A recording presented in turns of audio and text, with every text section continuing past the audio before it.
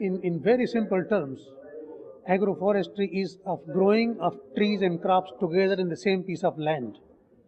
We don't have a luxury of growing forests and agricultural crops in separate pieces of land. So what agroforestry in a nutshell means is growing of trees and crops together in the same piece of land at the same time. And if we're talking about 1 acre of land or 1 kilometre squared of land, how many trees are you recommending are in that piece of land? Trees on the farm could be in various combinations. They are planted only on the boundaries, and if they are planted on the boundaries, you can have as many as about 20-30 trees. They are planted in between rows, and there you can have 40-50 trees, or you can have a block plantation of trees. Block means you can have as many 100-150 trees in a hectare of land. But if I'm a farmer and you're coming to me, I'm going to say, well, if I've got a big banyan tree there, that cuts down my wheat production or that cuts down my rice production. Yeah. I don't want any trees because it's going to give me more space to grow my crops. Yes, that is exactly the science that you need. Which kind of trees would have a synergy with which kind of crop? It's not simply putting any kind of tree with any kind of crop. So there are certain criteria through which we select trees for growing with different crops. So I'm a rice farmer. What trees am I going to grow near the rice? In rice fields or around, rice is grown under two very basic situations. Upland rice, where there is no standing water, and the lowland rice, where there is some standing water, fields are always moist. So for the uplands, you can grow any tree which has a lower canopy, which has shade tolerance, and where rice can grow, and trees like you can have Gliricidia, you can have Phaidherbia, you can have acacias, you can have for example Prosopis juliflora, Prosopis cineraria rather, not juliflora, Prosopis cineraria. In the lowlands, you have another species that go very well with the trees. Banyan trees definitely is not one of the agroforestry trees because shade is too much. And how is that going to do good to my crops? How is that going to benefit me? Okay. Because all if I'm a farmer, all I'm thinking about is my sort of cut. Okay. One is that most of the field crops now are reaching their plateau in terms of productivity, and one of the reasons for reaching that plateau is that the natural resources, land, soil, water, are exhausted. Once you put the trees in it, they generate a lot of biomass, and biomass means leaf litter that can go back into the soil, provides nutrients.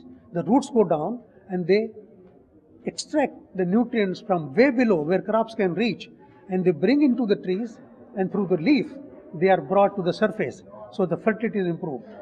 Another one is the roots go down, so they do a kind of like a drainage channel, thereby increase the profile discharging with water.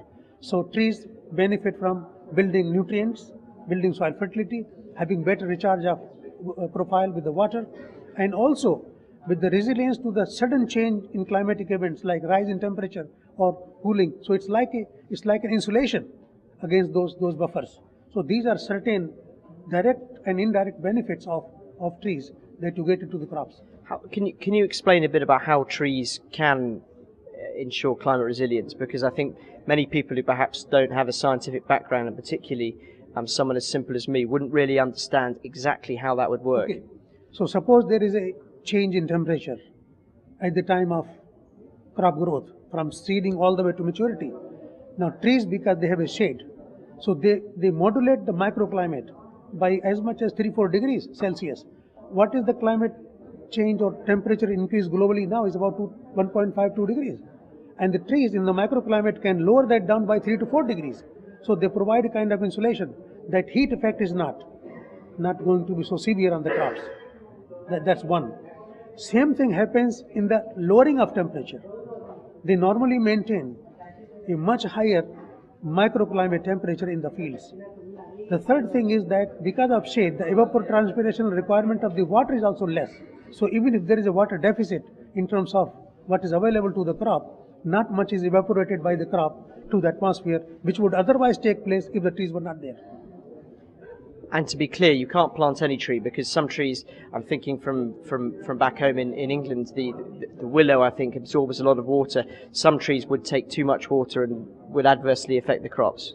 Yes, true. So that is where I said the science comes in. You can't plant any tree anywhere.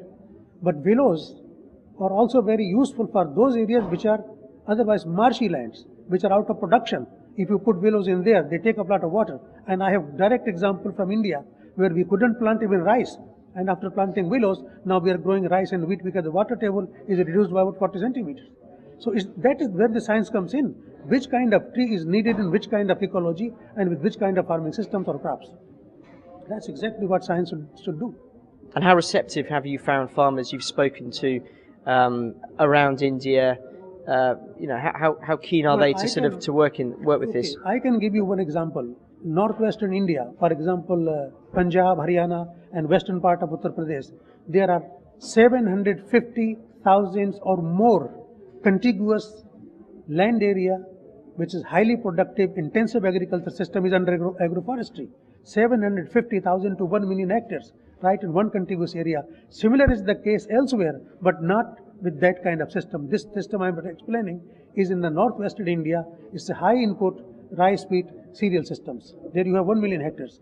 You have another fruit-based agroforestry system which covers as much as 3-4 million hectares as well. So throughout the country, there are about 13 to 14 million hectares of agroforestry systems already being practiced in the country itself. And farmers are very receptive about it.